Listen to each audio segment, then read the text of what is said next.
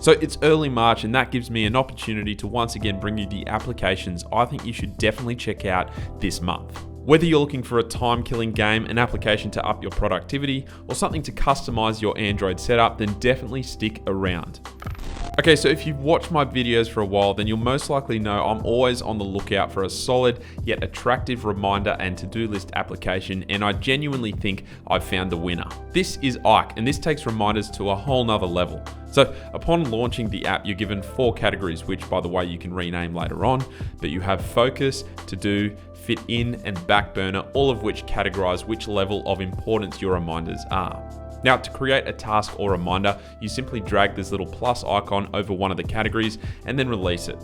From there, you input your task name and the due date, as well as the time of reminder, but you can also attach an appropriate image or record some audio, which could definitely come in handy when actually completing the tasks. From there, you will get a normal notification reminder of which you can either mark as completed or snooze, or if you're in the app itself, you can swipe to the right and the reminder will fly off the screen in a super fun, visually appealing way. It's not often an app so well designed such as this comes around, and I absolutely love it.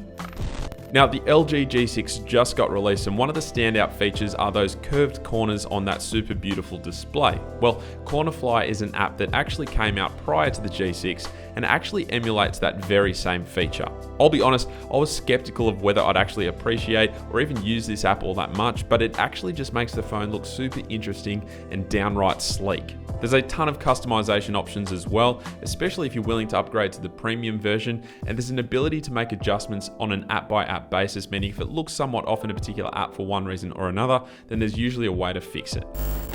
A super simple and relaxing game that is a perfect way to kill some time is Symmetra, which, as the name indicates, is a game that revolves around symmetry. I think 99% of us can probably admit that there's something inside of us that tells us things should be in order and symmetrical, so this game provides an outlet of sorts for that urge, in that in order to actually complete each level, the levels themselves need to be symmetrical. The game has a relaxing vibe, but can also become super brain twisting the further you progress as well, and this game really does lend some weight to the concept that simplicity is best. FixedBar is a super simple application for all of us non-Pixel device owners out there. One of the software features often envied from Pixel devices are those super sleek modern navigation bars that is so far only available on those devices without root. Well, FixedBar is a workaround of sorts, and it basically overlays your existing navigation bar with these little graphical elements, and voila, you now have Pixel Star navigation buttons. There's an option to adjust how wide or narrow the overlaid graphics are, so it works for a wide variety of devices, but aside from that, there is no additional customization, and the app is $1.29, which seems a little odd given the simplicity of the app, but the fact that it does not require root access is a big positive, and it definitely does make the navigation bar look all that more pretty. If you're someone who loves maximizing productivity like a boss, well, Swapdraw is a really neat app that I recently discovered, which is basically an app drawer but on steroids. So it's automatically set up to trigger when you swipe up on either the right or left edges of your device, and initial impressions are, yeah, it looks like an app drawer, so what? Well, for one, this is an app drawer that can really be accessed from any application, not just your home screen, meaning all of a sudden, if you're within an app and you want to quickly jump into a different app, you no longer have to close that app, go back to your home screen, launch the app drawer, and then find your app, but rather it's available right then and there. Aside from that, it also features some really cool categorizing features, such as organizing your apps by the color of their icons, which looks awesome, or into subcategories by tapping on the menu icon. There's also a T9 dialer search function too, which is really neat, and it definitely makes launching an application that much quicker.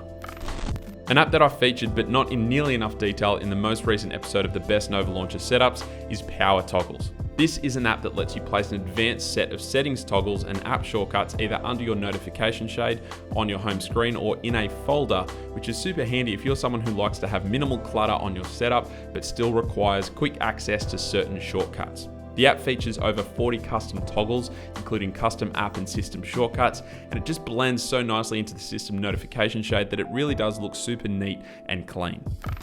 Puzzle games are my go-to time wasters, and Orbit definitely fits the bill here. This game revolves around manipulating and launching these little planets in order to try and get them into stable orbits around black holes. You swipe your finger and release to launch, and if done correctly, your planets will start to cycle, which will tick off one of the required orbits for that level. But if you're off, the planet will either fly off the screen into the abyss or smack bang into that black hole in the center.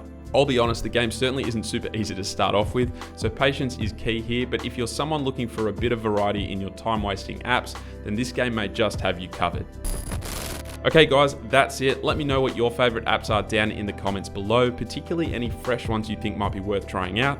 But that's it for this video. Thank you guys for watching, and I'll catch you later.